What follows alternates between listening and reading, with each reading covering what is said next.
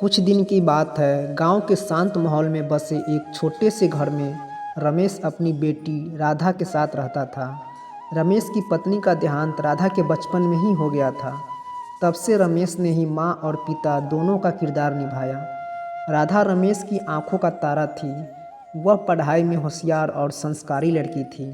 समय बीतता गया और राधा के विवाह की बात चलने लगी। रमेश ने अपने पुराने दोस्त के बेटे रवि को इस योग्य समझा। रवि भी एक अच्छे परिवार से था और राधा को पसंद करता था। दोनों परिवार की रजामंदी के बाद विवाह की तैयारी शुरू हुई। विवाह का दिन आ पहुंचा था। राधा लाल जोड़े में सजी थी। उसकी आंखों में खुशी के आंसू थे। रमेश ने बेटी को देखा तो आंखें भर आई। मंडप में जब कन्यादान का समय आया तो रमेश के हाथ कांप रहे थे। पुरोहितों ने कहा, अब कन्यादान कीजिए।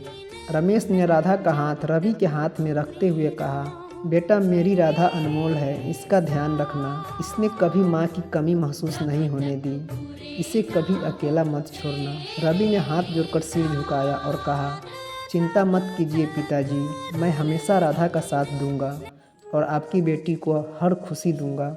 यह सुनकर रमेश की आंखों से आंसू बहने लगा, लेकिन उनके चेहरे पर संतोष था। उन्होंने महसूस किया कि उन्होंने अपनी सबसे बड़ी जिम्मेदारी पूरी कर दी।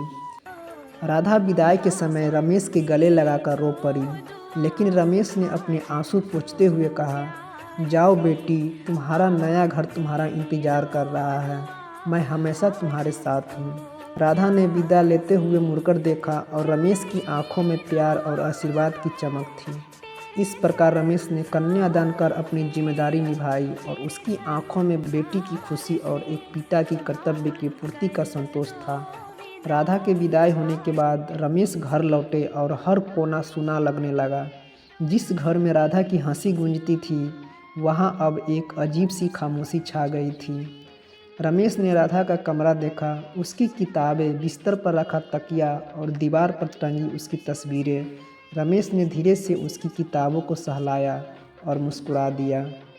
समय बीतता गया, लेकिन रमेश के दिल में राधा की यादें हमेशा ताज़ा रही। राधा और रवि समय समय पर रमेश से मिलने आते रहे। हर बार राधा जब अपने पिताजी के लिए कुछ पकाती, रमेश उसे देखकर कहते, बिल्कुल तुम्हारी माँ जैसी स्वादिष्ट बनाती हो। कुछ महीने बाद राधा माँ बनने वाली थी। जब रमेश को यह खबर मिली तो उनकी खुशी का ठिकाना नहीं रहा। उन्होंने गांव में मिठाई बांटी और सभी को बताया कि वह जल्द ही नाना बनने वाला है। राधा की डिलीवरी के समय रमेश शहर आए। अस्पताल के बाहर बैठकर वह भगवान से प्रार्थना कर रहे थे। कुछ देर बाद रवि बाहर आए और रमेश को खुशखबरी दी, पिताजी आपको पोती हुई है। रमेश की आंखों में आंसू आ गए और उन्होंने रवि को गले लगा लिया। जब रमेश ने नन्ही बच्ची को पहली बार गोद में लिया तो उन्होंने महसूस किया जैसे राधा का बचपन फिर से उनके सामने आ गया हो। उन्होंने बच्ची का माथा चूमा और बोले, इसका नाम राधा की माँ के नाम पर होगा। राधा और रवि ने मुस्कुराकर हामी भर दी। रमेश अब अक्सर शहर आकर अपनी पोती के साथ समय बिताने लगे। उनकी ज़िंदगी में एक नई रोशनी आ गई थी। पोती के साथ खेलते हुए रमेश भूल जाते थे कि वह कितने अकेले थे। राधा ने एक दिन रमेश से कहा, पिताजी आप हमारे साथ ही क्यों नहीं रहने आ जाते। रमेश ने मुस्कुराते हुए कहा, बेटी तुम्हारी माँ के साथ बिताए हुए पल इसी गांव में हैं, लेकिन मैं आता जाता रहूँगा।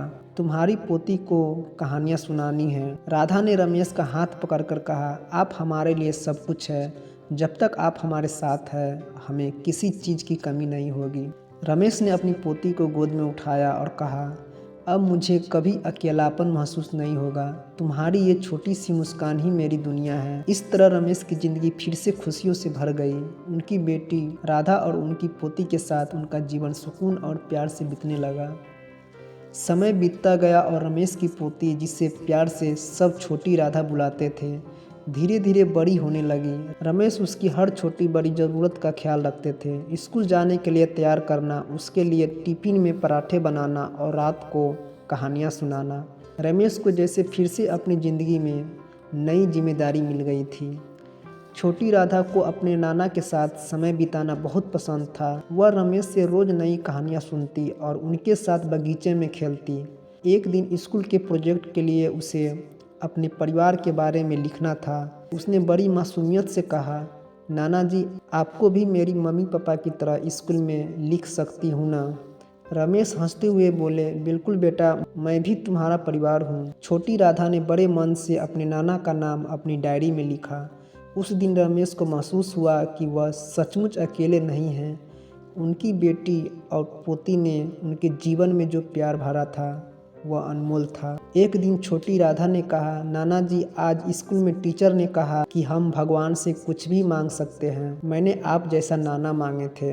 रमेश की आंखें भर आई। उन्होंने छोटी राधा को गले लगाते हुए कहा, तुम तो मेरी सबसे बड़ी दुआ हो बेटा। कुछ साल बाद बीत गए। छोटी राधा अब बड़ी हो गई थी।